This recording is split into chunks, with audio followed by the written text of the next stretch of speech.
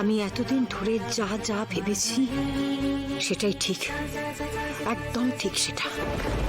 শ্যামলী এ বাড়িতে থাকলে না আমি সূর্য সুখে থাকবো, না এই সংসার আমার হবে, না অনি আমার আপন হবে, আর অনি অনন্যাও সুখে থাকবে না। শুধু আমার রক্তক্ষরণ হবে। সবকিছু সবকিছু কেড়ে নেবে ওই শ্যামলী আমার কাছ থেকে। ওকে চিরতরে এই বাড়ির থেকে দূরে সরিয়ে দিতে হবে, চিরতরে। কি হলো মা? কিছু না।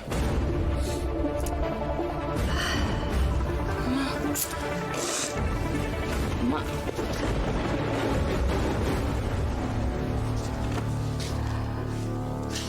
মায়ের জন্য দাঁড়ান। আটকাছ কেন বাবা? ভেতরে যাও, এখন খাতা খোলার আছে, আর কিছু কাজ করে চলে যাও। খাতা খুলবেন? এটাই কোনো মুদিখানার দোকান মনে হচ্ছে নাকি? কিসে বলেন না, মুদিখানা দোকান কেন হতে যাবে? টাকা টাকা তোমার রাখবো। হ্যালো,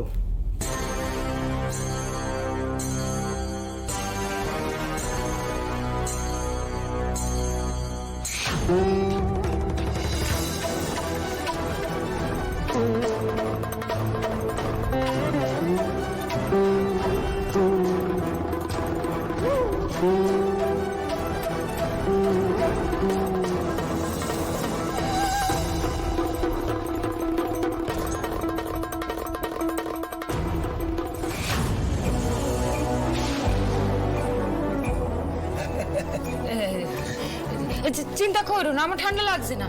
আর অমন করে হাত দিয়ে চাপা দিলে কি কানে হাওয়া ঢুকবো না? তাহলে তো ঠিক, টাকা তো ঠিক। যত সব ঝামেলা। যান ভিতরে যান। ধন্যবাদ ধন্যবাদ। আমি একটা কথা কিছুতে আপনাকে বোঝাতে পারছি না যে আমার এই এরিয়ার মধ্যেই চাই, না হলে আমার অসুবিধা হয়ে যাবে। প্লিজ একটু দেখুন। হ্যাঁ হ্যাঁ হ্যাঁ, আচ্ছা ঠিক আছে ঠিক আছে, আপনি পাঠান, আমাকে পাঠিয়ে দিন। এই তো ওই কথা হলো যে বাড়ি দেখাবে রেন্টে মায়ের জন্য, কিন্তু শ্যামলী আমার না একটা ব্যাপারে কিছুতে মন থেকে সায় দিচ্ছে না। মানে দেখুন, আমাদের এতগুলো ফ্ল্যাট থাকতে মাকে একটা ভাড়া বাড়িতে নিয়ে গিয়ে তুলবো। স্যার, আপনার মনের অবস্থাটা আমি বুঝতে পারছি, কিন্তু আপনাকেও তো আপনার মায়ের মনের অবস্থাটা বুঝতে হবে, তাই না? উনি তো স্পষ্ট বলে দিলেন যে এই জোড়াবাড়ি বা মল্লিকদের বিষয় আসার সঙ্গে উনি কোনোভাবেই যুক্ত থাকতে চান না, তাই মল্লিকদের কোনো বাড়িতে উনি থাকবেন না, উনি তো বলে দিলেন। না, কিছুতেই বোঝাতে পারছি না মাকে যে আমি তো বলছি না যে সারা জীবন এখানে থেকে যাও, আমি বলছি যে কদিন ট্রিটমেন্ট হবে সেই করে দেবে অন্তত।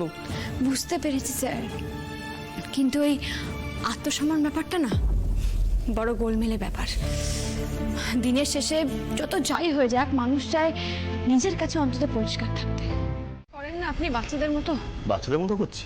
সেই তো, আমি তো বাচ্চাদের মতো করছি। আপনি এত বুদ্ধিমানের মতো কাজ করছেন। বসুন আপনি চুপ করে এখানে, পিছিয়ে বসুন। হসপিটাল থেকে ছাড়াতেই ডক্টর কি বলেছিল? রোজ ফিজিওথেরাপি করাতে হবে আপনাকে। মনে নেই আপনার? সে তো মনে আছে, কিন্তু কোনো কিন্তু নেই শ্যামলী। আপনাকে কিভাবে ফিজিওথেরাপি করতে হবে আমি সেদিন খুব ভালো করে, ডক্টর যখন আপনাকে ফিজিওথেরাপি করছিল আমি খুব ভালো করে দেখেছি। আমি করে দিচ্ছি। পায়ে হাত দেবেন না প্লিজ, পায়ে হাত দেবেন না। পায়ে হাত দেবেন না?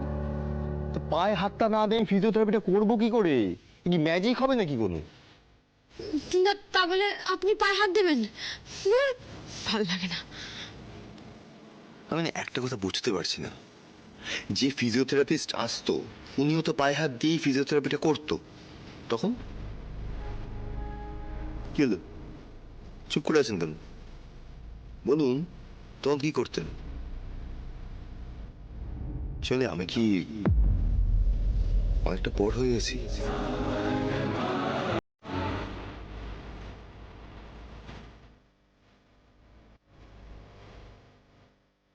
আমি কি এইটুকু আমাকে আমার কাজটা করতে দিন প্লিজ প্লিজ প্লিজ।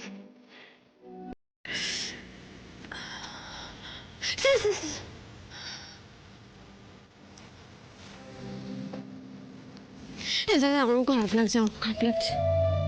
এটা হচ্ছেটা কি আসল ব্যাপার? আচ্ছা, ফিজিওথেরাপি যখন আপনাকে ফিজিওথেরাপিস্ট এসে করে তখন তো আপনি এরকম করেন না বোধহয়, তাহলে আমি করছি এরকম কেন করছেন আপনি? আচ্ছা, আপনাকে তো দৌড়াতে হবে, আপনার তো স্বপ্ন আছে আগে আপনি যেরকম ভাবে দৌড়ে হেঁটে চলে ঘুরে বেড়াতেন, এত কাজ করতেন, সেটা তো করতে হবে শ্যামলী। আপনি এখন যা করছেন সবটা মনের জোরে, কিন্তু পায়ের জোরটা নেই তো। এই পায়ের জোরটা বাড়ানোর জন্য ফিজিওথেরাপিটা রোজ করতে হবে, ডক্টর বলেছে আপনাকে। প্লিজ আমাকে ডিস্টার্ব করবেন, চুপ করে বসে থাকবেন এখানে। দাঁড়ান।